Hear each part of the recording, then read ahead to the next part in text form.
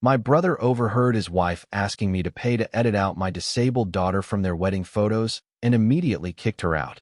My younger brother, Daniel, married Olivia, the joy of his life, just 2 weeks ago in a lovely and touching ceremony. Everyone who knew Daniel could tell how much he loved Olivia, and he had been anticipating this day for a long time. Their invitation cards made it apparent that their wedding was once intended to be a totally child-free affair. That being said, Daniel called me a few weeks prior to the wedding. He surprised me by telling me that he wanted to make an exception for my daughter, Chloe, who is his niece. Startled, I asked him if he was certain. Daniel told me how much he adored Chloe and that without her as their flower girl, he couldn't have the wedding. Hearing him say it nearly brought me to tears. Uncle Daniel has always had a special place in Chloe's heart, and she adores him. Daniel reassured me that he had discussed it with his bride, and she was also in agreement. His sincerity was evident in his voice.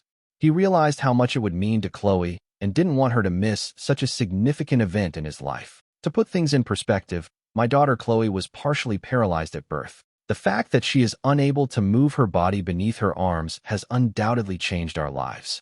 My husband, Robert, and I were devastated as parents when we first learned. The ground seemed to have been yanked out from beneath us. We refused to accept the diagnosis and were in total astonishment. We visited several doctors in a frantic attempt to get a different viewpoint, in the hopes that someone could know the answer. We hoped for positive results from every test we could think of. We wanted to think that there could be a procedure or therapy available that could help Chloe and give her the life she was due. However, the response was always the same regardless of our actions or where we went. Nothing could be done. It was really difficult to accept that our daughter's situation was irreversible. We went through a difficult period that was full of tears, insomnia, and unanswered questions. We were totally powerless. Every time we considered Chloe's future, our hearts ached while we gazed at our darling daughter. We gradually started to locate and establish connections with other families who were traveling the same path as us, which provided us with some comfort despite the overwhelming sense of powerlessness. We began concentrating on what Chloe could do and providing her with as much love and support as we could, rather than on what she couldn't accomplish. Uncle Daniel is among those who have consistently brought Chloe happiness and light. Her illness never caused him to treat her differently. He actually has a knack for making my daughter feel so relaxed and at ease that her illness seems to vanish when they are together. I've always valued this, especially when other family members can occasionally, even unintentionally, make situations difficult or uncomfortable. For instance, my own mother was obviously shaken when she first saw Chloe after she was born and saw how paralyzed she was. Her response surprised me, even though I knew it was a tough thing for her to digest. Rather than provide consolation or encouragement, she drew me away and whispered that I ought to attempt to conceive another child, one that could walk. When I heard her remarks, my eyes widened in surprise. My mother persisted in pressuring me, suggesting that perhaps if I tried again, I would have a better baby. It seemed as though Chloe's illness made her insufficient or unworthy. I was taken aback. What a callous thing it was to say. Daniel, however, defended me right away and chastised our mother for being so callous and cruel. He assured her that Chloe was ideal just the way she was and that she didn't require comparison or replacement. When he stood up for my child, I will always remember the ferocity in his voice. When I was still grieving and accepting the reality of Chloe's condition, he chastised our mother for pressuring me to become pregnant. Since then, I have minimized my interaction with my mother and have forbidden her from spending any alone time with Chloe. In the meantime, Daniel would visit my daughter every weekend, rain or shine, simply to be with her. They would play games, watch ridiculous shows, or just joke around for hours. Chloe would light up for a few hours on those weekends in a way that was so innocent and happy. She could simply be a child, enjoying herself with her world's favorite. Both she and we have benefited from their relationship. I was therefore really moved when he called to ask if I might make an exception so that my daughter could attend his wedding. In addition to being a lovely way for Daniel to celebrate their relationship on his special day, I knew that letting Chloe be there would mean the world to her. I was thrilled for Chloe to be a flower girl, so I consented to bring her along. I don't believe his wife, Olivia, was as excited about the prospect of having Chloe at the wedding as Daniel was. Olivia contacted me directly a few days after Daniel called to give me the invitation for Chloe. She told me that in order for her to let Chloe attend their wedding, she had some requirements. The conditions annoyed me because they were strangely detailed. Initially, Olivia demanded that Chloe wear a beige dress, which she described as flowing and appropriate for the wedding atmosphere. She also stated that Chloe's hair had to be styled so as not to detract from the beauty of the wedding. Her demands were so domineering that I was surprised, but I decided to keep my mouth shut. After all, we had to follow her wedding theme because it was her wedding. I nodded in agreement and promised to follow her instructions because I didn't want to cause any conflict or discomfort for Daniel. Ultimately, my top priority was for Chloe to be able to support her uncle. I went out right away and got Chloe a gorgeous beige dress. Olivia urged me to purchase it since it was understated yet sophisticated. My daughter would feel unique, I knew. Since Olivia had requested that I give her a photograph of the outfit after I bought it, I snapped a picture of it and sent it to her. To my astonishment, she wasn't satisfied, even though I had anticipated she would be. Olivia soon responded that the garment appeared lifeless and was too bland. "I would like something a bit more colorful," she replied. I was perplexed and angry. Isn't this precisely what she requested? I didn't want to protest or argue, though. I was trying to maintain the peace as best I could. This time, I chose to send her a couple of options before making a purchase, rather than wasting my money on another dress that I bought on my own. I didn't want to spend money on something that she would undoubtedly turn down once more. When Olivia eventually selected one of the outfits I had sent, I was astounded by what I saw. The dress she picked was almost the exact same shade of beige as the one I had previously purchased, which she had critiqued for being too beige. The slightest trace of a pinkish tone, which was almost imperceptible, was the sole difference. I began to realize then that this had nothing to do with the dress or the color. Olivia was purposely complicating matters. She seemed to be putting me to the test or creating barriers to force me to do things that I didn't want to do. She hadn't told me outright, but there might be a reason why she didn't want my daughter to attend the wedding. I didn't want to cause her any unnecessary trouble. She needed to speak with my brother and work things out if she wanted to remove my daughter from the invitation. But she never did, and the wedding proceeded according to schedule. Chloe looked magnificent as she walked down the aisle in her gorgeous beige dress, the one that Olivia had finally approved, on the day of my brother's wedding. As she wheeled forward, the dress flowed elegantly, and she paused to fling flower petals, her face beaming with joy. The whole room seemed to stop. The visitors let out a loud gasp, and then there was a round of applause as she continued down the aisle, distributing flowers and making her steady progress in her wheelchair. I could feel the excitement emanating from her as people couldn't stop gushing about how lovely she looked. At that moment, I was overcome with pride and love for my daughter. One of the memories I will always cherish is seeing her there, taking full part in such a momentous occasion. My eyes filled with tears of happiness, and I looked at Daniel, whose face reflected mine. He grinned warmly and proudly as he gazed at Chloe, obviously moved by her presence and her luminous personality. Daniel approached her as she arrived at the front and knelt down to offer her a warm embrace. Their heartfelt moment together revealed a lot about their strong relationship. After ensuring she was comfortable and able to participate in the ceremony from the front row, he assisted her in positioning herself to the side. Olivia started walking down the aisle a short while later. As she made her way to the altar, she was undoubtedly stunning in her wedding gown. I couldn't help but notice that she looked at Chloe for a moment. I briefly hoped that she might smile at my daughter, showing some appreciation for her presence and the part she played in this significant day. However, without even a faint grin, Olivia gazed past Chloe and rolled her eyes visibly. It was impossible for me not to feel disappointed. Nevertheless, I decided to ignore the idea because I didn't want anything to ruin the day's happiness. I was ecstatic for my brother when Daniel and Olivia exchanged vows and the officiant pronounced them husband and wife. Nothing else mattered at that time since he had at last found someone with whom to share his life. His happiness filled my heart with pride and joy. We got together as a family for photos during the photo session following the ceremony. Daniel made sure Chloe was in every photo we took, and the love and solidarity we all had that day were captured in a ton of images. I couldn't help but notice that Olivia seemed a little strange during the photo shoot. I initially assumed that she was simply weary because she kept huffing and moaning heavily. Weddings are tiring, so perhaps she just needed a respite from shooting so many pictures. However, her behavior got more difficult to ignore as the session went on. Olivia's expression changed considerably as Daniel took Chloe up and held her in his arms for a photo. Her eyes were fixed on them, and she had a dissatisfied smile that wavered. Though subtle, it was obvious enough to unnerve me. Olivia approached me after we had taken a number of shots with Chloe, asking if I could will her out so she could take some pictures with her family alone. Her tone was courteous but short. I was surprised by the request, but I granted it. Chloe and I went to the reception to sit with my parents.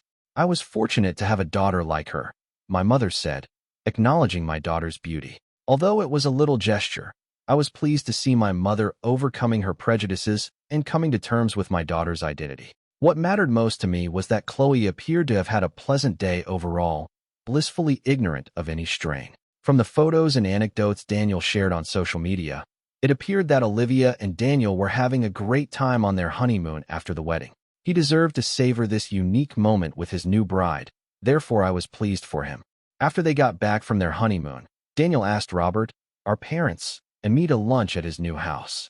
Since we hadn't actually spoken much since the wedding, I was excited to see him again at what was supposed to be a laid-back family get-together. My mom and I have reunited in a surprising way since the wedding. She had taken the time to fully apologize to me for her remarks about Chloe and her encouragement to try for another child years prior. She was truly sorry, and even though I was still wary, I was glad that she had acknowledged the hurt her remarks had caused. When Daniel saw Chloe again during lunch, he was ecstatic. He enthusiastically produced a selection of presents he had brought back for her from their honeymoon as soon as we got to his house.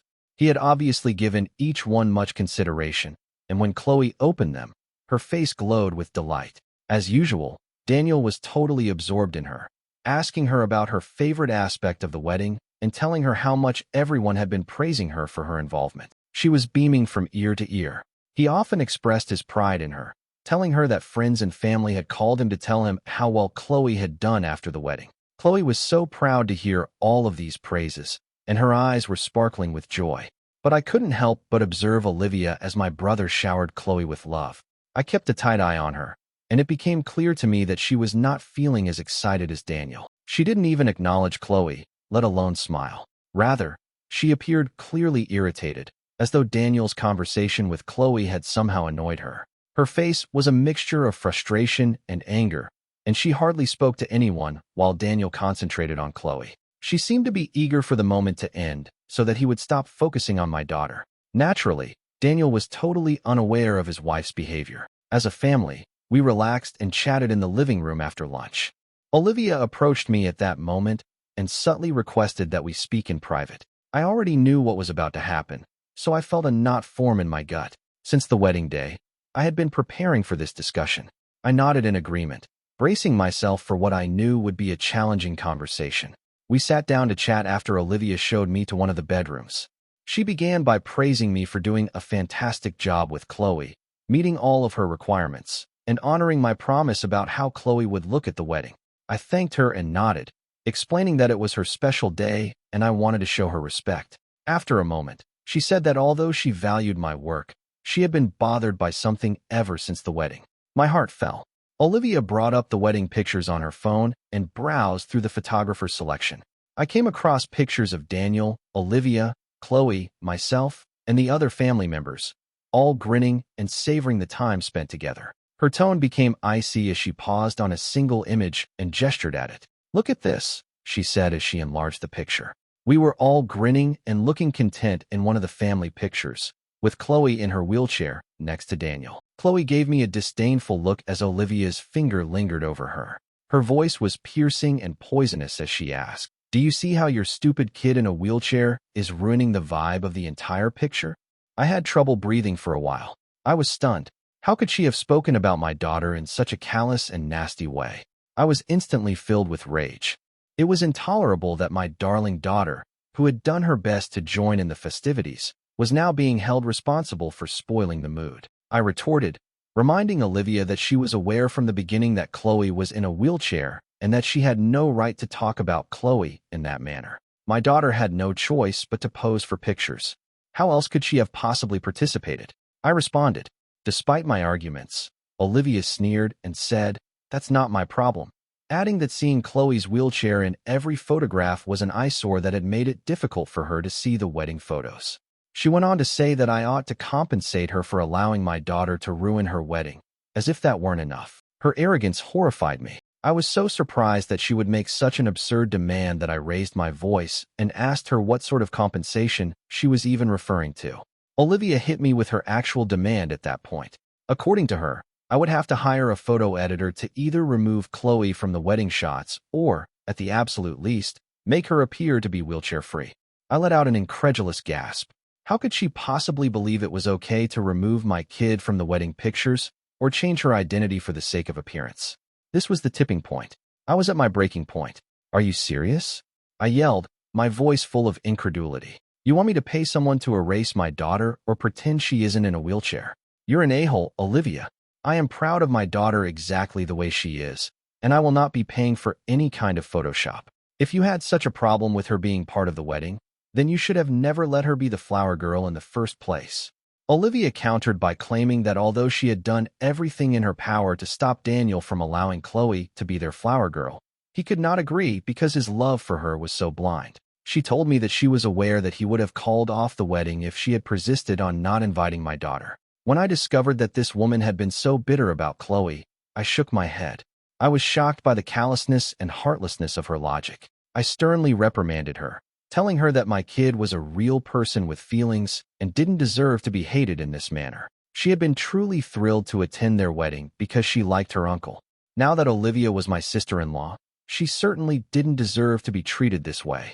Olivia, however, seemed unconcerned. She countered by claiming that Chloe and I were both attention seekers and that I should remember that Chloe's disability was the sole reason people had taken such an interest in her during the wedding. Something inside of me exploded at the disgustingness of her comments. My long-simmering anger suddenly erupted, and I slapped Olivia before I really realized what I was doing. The silence of the room reverberated with the sound of my palm touching her face. My hand was shaking as I stood there, and the weight of everything that had just transpired was heavy in my chest. Olivia's eyes widened incredulously, and her cheeks turned scarlet with horror. My brother, my husband, and my parents stormed into the room before she could react. Amelia was questioned by my brother about whether or not she meant what she had said about Chloe. Olivia's eyes grew wide with insight. As it happens, Daniel had been listening in on our entire talk and had probably heard all of her nasty and deceptive comments. Her face lit up with panic, and she made a desperate attempt to retract her statement, fumbling over her words.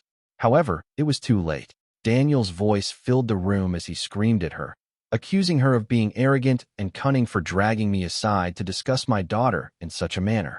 His voice was a mix of grief and rage as he said, I can't believe you manipulated me into thinking you were a nice person, when in reality you hate my family this much.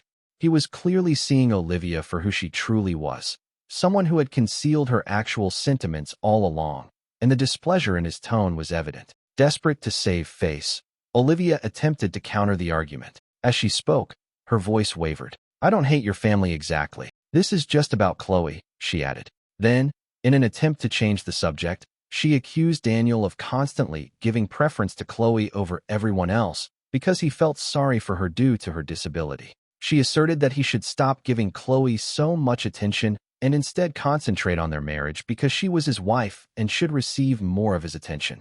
Then, feeling embarrassed, Olivia started to gripe about how inviting Chloe had caused some of her friends to subsequently make fun of her wedding photos. According to her, this is why she wanted to remove Chloe from the pictures in Photoshop, so she could always remember their lovely day free of such ugliness. Daniel, fortunately, wasn't having it. He advised her to quit being so arrogant and to stop acting as though his niece might have ruined their photos. He claimed that her presence enhanced the beauty of the photos. I love Chloe like my own daughter, he stated. Giving attention to her doesn't take away anything from you. The fact that I even have to explain this goes to show how cheap your mentality is.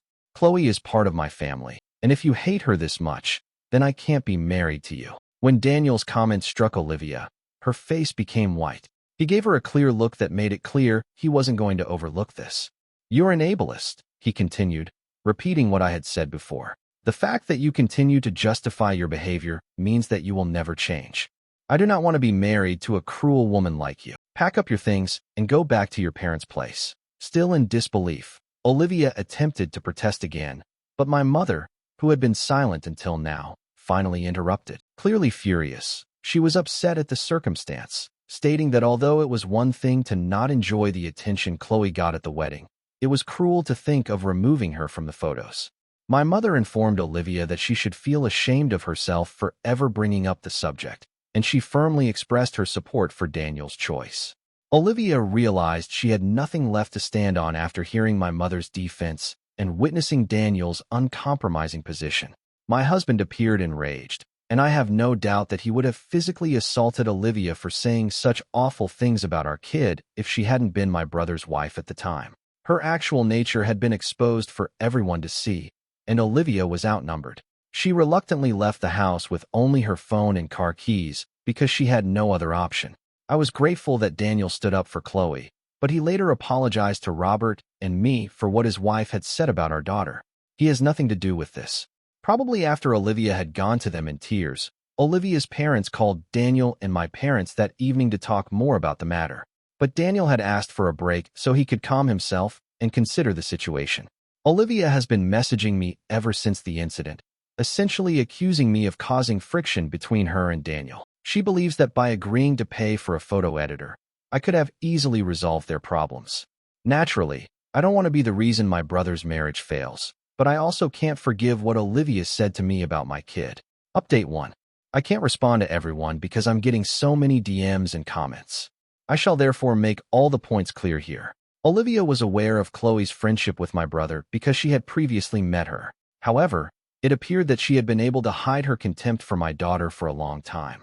I had never had the slightest suspicion that she truly detested my kid to this extent. We try our best to make Chloe feel as normal as possible so she doesn't feel like she is being treated differently because of her impairment. But I recognize that some people may find it awkward to see a child in a wheelchair, especially during a wedding. Regardless of the fact that Chloe is in a wheelchair, I am sure that people would still find her attractive. She has her dad's blonde hair and blue eyes. Olivia was obviously merely attempting to point out my daughter's flaws out of jealousy. Chloe's godfather is my brother. This is because I know that my husband will support my daughter no matter what happens to us. He is extremely protective of Chloe since he loves her like his own daughter. It must have felt like a total betrayal to him to hear Olivia's statements and realize her actual intentions toward my daughter. Since Chloe was absorbed in her cartoons, I doubt she heard anything Olivia and I said. She would have undoubtedly questioned me later if she had. Update 2. In case you were wondering, my brother is having his wedding revoked. My brother and his attorney are adamant that Olivia lied to him from the beginning and tricked him into believing she would get along with his family when she wouldn't. Olivia panicked and tried desperately to keep her marriage intact when she realized that Daniel was truly serious about leaving her. She made a pathetic attempt to apologize to me, but it was obvious to me that her words were not sincere. She wasn't prepared to accept responsibility for her actions or show true regret. Knowing that her apology was merely a ruse to deflect criticism from herself, I was unable to accept it. Her rage was only increased by this. She became angry with me right away and accused me of destroying my brother's life. It seemed as though I was the cause of all her issues instead of the results of her own decisions. She accused me of being the one who made my brother leave her when he could have been content with her. As if that weren't enough, Olivia's parents also contacted my parents in an effort to place the responsibility for their daughter's struggles on Chloe and me. Fortunately, my parents have denied this unjust claim. In particular, my dad expressed his disappointment, telling them that he is glad she will no longer be a part of our family and that they should be embarrassed of the daughter they raised. The fact that my family has supported Chloe and me over this entire ordeal makes me really proud. I did apologize to my brother for what he was going through with Olivia when we spoke. He convinced me that knowing the truth about her now was preferable to later when she may have said or done something more hurtful in front of Chloe. I absolutely concur, and I'm relieved that we are also successfully removing Olivia from our lives. Update 3. My previous update was 4 months ago. For those who are curious, my brother is no longer married to Olivia after formally annulling their union. Everyone reacted negatively to Olivia after the truth about their failing marriage was made public. Eventually, she apologized to me, but I just blocked her without answering. We all had a vacation together not long ago. We had an amazing time together. I'm really happy that Daniel and Chloe still have such a wonderful connection. I'm thankful that the entire ordeal has only made our family ties stronger. Thank you for watching. If you haven't subscribed yet, please do so and hit the notification bell to stay updated with more shocking real-life stories happening around you.